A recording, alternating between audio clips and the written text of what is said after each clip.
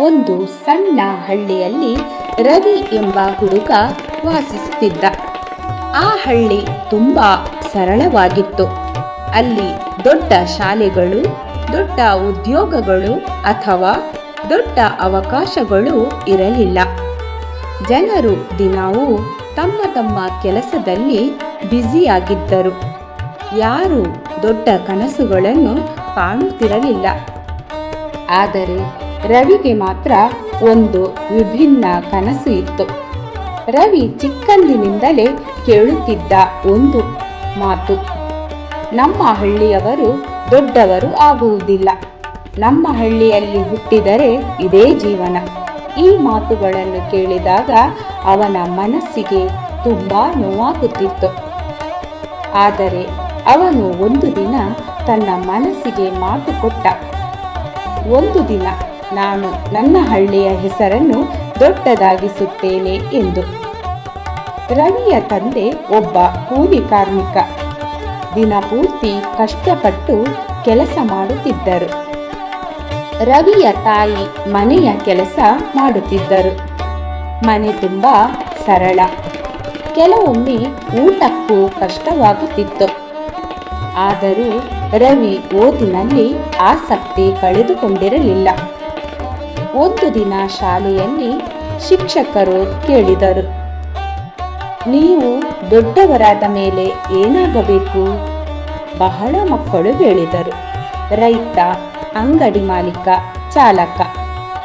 ಆದರೆ ರವಿ ಎದ್ದು ಹೇಳಿದ: ನಾನು ದೊಡ್ಡ ಅಧಿಕಾರಿಯಾಗಬೇಕು. ಕ್ಲಾಸಿನಲ್ಲಿ ಎಲ್ಲರೂ ನಕ್ಕರು. ನಮ್ಮ ಹಳ್ಳಿಯಿಂದ ಅಧಿಕಾರಿಯಾಗೋದು ಸಾಧ್ಯವೇ ಇಲ್ಲ ಎಂದು ಕೆಲವರು ಹೇಳಿದರು. ಆ ದಿನ ರವಿಗೆ ತುಂಬಾ ಬೇಸರವಾಯಿತು. ಮನೆಗೆ ಬಂದು ಶಾಂತವಾಗಿ ಕುಳಿತ. ಅವನ ತಾಯಿ ಕೇಳಿದರು: ಏನಾಯಿತು ಮಗನೇ? ರವಿಯ ಕಣ್ಣಲ್ಲಿ ಕಣ್ಣೀರು. ಅವನು ಹೇಳಿದ: ಅಮ್ಮ, ಎಲ್ಲರೂ ನನ್ನ ಕನಸನ್ನು ನೋಡಿ ನಗುತ್ತಾರೆ. ಅವಳ ತಾಯಿ ಮೃದುವಾಗಿ ನಕ್ಕು ಹೇಳಿದರು: ಮಗನೇ, ಜನರು ನಗಡಿದ್ರೆ ಅಂದರೆ ನೀನು ದೊಡ್ಡ ಕನಸು ಕಂಡಿದ್ದೀಯೆ ಅನ್ನೋದು. ಆ ಮಾತು ರವಿಯ ಮನಸ್ಸಿಗೆ ಶಕ್ತಿ ನೀಡಿತು. ಆ ದಿನದಿಂದ ರವಿ ಇನ್ನಷ್ಟು ಪರಿಶ್ರಮ ಮಾಡತೊಡಗಿದ. ಬೆಳಿಗ್ಗೆ ಬೇಗ ಎದ್ದು ಓದುತ್ತಿದ್ದ. ಶಾಲೆಗೆ ಹೋಗಿ ಗಮನದಿಂದ ಪಾಠ ಕೇಳುತ್ತಿದ್ದ. ಸಂಜೆ ಮನೆಗೆ ಬಂದ ನಂತರ ತಂದೆಗೆ ಸಹಾಯ ಮಾಡುತ್ತಿದ್ದ. ಹಳ್ಳಿಯಲ್ಲಿ ವಿದ್ಯುತ್ ಸರಿಯಾಗಿ ಇರಲಿಲ್ಲ. ಆದ್ದರಿಂದ ರವಿ ಹಲವಾರು ಬಾರಿ ದೀಪದ ಬೆಳಕಿನಲ್ಲಿ ಓದುತ್ತಿದ್ದ. ಕೆಲವೊಮ್ಮೆ ಹೊಟ್ಟೆ ತುಂಬ ಊಟವೂ ಇರಲಿಲ್ಲ. ಆದರೂ ಅವನು ತನ್ನ ಕನಸನ್ನು ಬಿಡಲಿಲ್ಲ. ಒಂದು ದಿನ ಶಾಲೆಯ ಶಿಕ್ಷಕರು ಅವನ ಪರಿಶ್ರಮ ಗಮನಿಸಿದರು. ಅವರು ರವಿಯನ್ನು ಕರೆದು ಹೇಳಿದರು: ನೀನು ಬಹಳ ಶ್ರಮಿಸುತ್ತೀಯ, ನಿನ್ನಲ್ಲಿ ಸಾಮರ್ಥ್ಯ ಇದೆ. ಆದರೆ ಒಂದು ವಿಷಯ ನೆನಪಿಟ್ಟುಕೋ, ಯಶಸ್ಸು ಸಿಗಲು ಸಮಯ ಬೇಕು. ಆ ಮಾತು ರವಿಗೆ ಮತ್ತಷ್ಟು ಪ್ರೇರಣೆ ನೀಡಿತು. ಹೆಚ್ಚು ವರ್ಷಗಳು ಕಳೆದವು. ರವಿ ಹೈಸ್ಕೂಲ್ ಪರೀಕ್ಷೆಯಲ್ಲಿ ಉತ್ತಮ ಅಂಕಗಳನ್ನು ಪಡೆದ.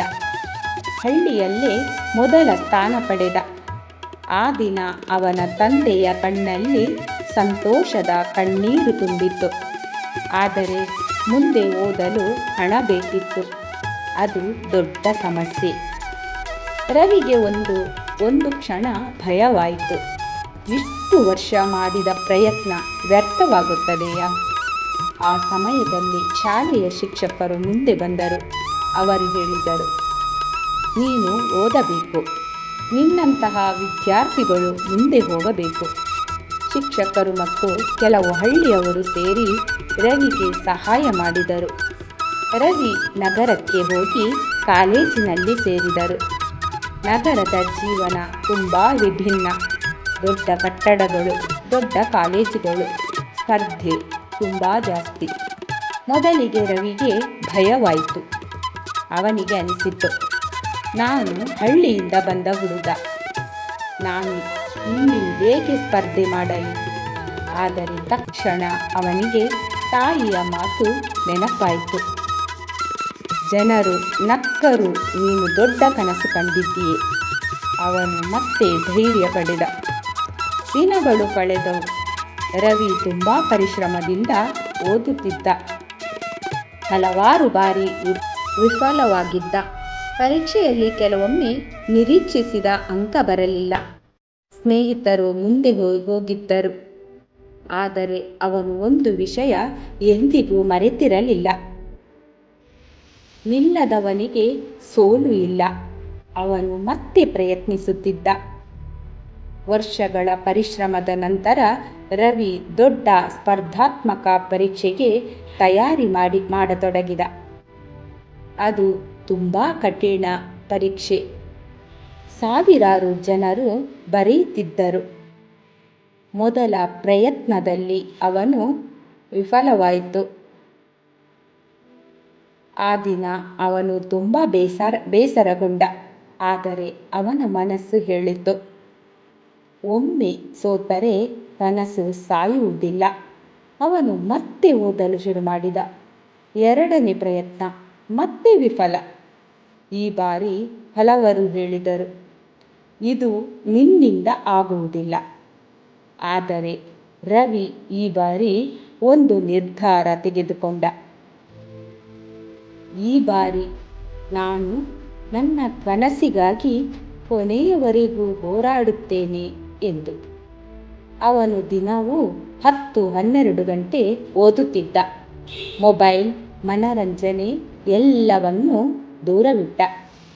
ಅವನ ಮನಸ್ಸಿನಲ್ಲಿ ಒಂದೇ ಗುರಿ, ಯಶಸ್ಸು. 3ನೇ ಪ್ರಯತ್ನದಲ್ಲಿ ಪರೀಕ್ಷೆ ಬರೆದ. ಫಲಿತಾಂಶ ಪ್ರಕಟವಾದ ದಿನ ಅವನ ಹೃದಯ ಬಡಿದಾಡುತ್ತಿತ್ತು. ಅವನು ನಿಧಾನವಾಗಿ ಫಲಿತಾಂಶ ನೋಡಿದ. ಅವನ ಕಣ್ಣುಗಳು ನಂಬಲಿಲ್ಲ. ರವಿಯ ಹೆಸರು ಆಯ್ಕೆ ಪಟ್ಟಿಯಲ್ಲಿ ಇತ್ತು. ಆ ಕ್ಷಣದಲ್ಲಿ ಅವನಿಗೆ ಕಣ್ಣೀರು ಬಂದಿತ್ತು. ಅವನು ತನ್ನ ತಾಯಿ ತಂದೆಯನ್ನು ನೆನೆಸಿಕೊಂಡ. ಒಂದು ಸಣ್ಣ ಹಳ್ಳಿಯ ಹುಡುಗ ದೊಡ್ಡ ಅಧಿಕಾರಿಯಾಗಿದ್ದ. ಕೆಲ ವರ್ಷಗಳ ನಂತರ ರವಿ ತನ್ನ ಹಳ್ಳಿಗೆ ಬಂದ. ಈಗ ಅವನನ್ನು ನೋಡಲು ಜನರು ಸಾಲಾಗಿ ನಿಂತಿದ್ದರು. ಒಂದು ಸಮಯದಲ್ಲಿ ಅವನ ಕನಸನ್ನು ನೋಡಿ ನಗಡಿದವರೇ ಈಗ ಹೆಮ್ಮೆ ಪಟ್ಟು ಹೇಳುತ್ತಿದ್ದರು, ಇವನು ನಮ್ಮ ಹಳ್ಳಿಯ ಹುಡುಗ.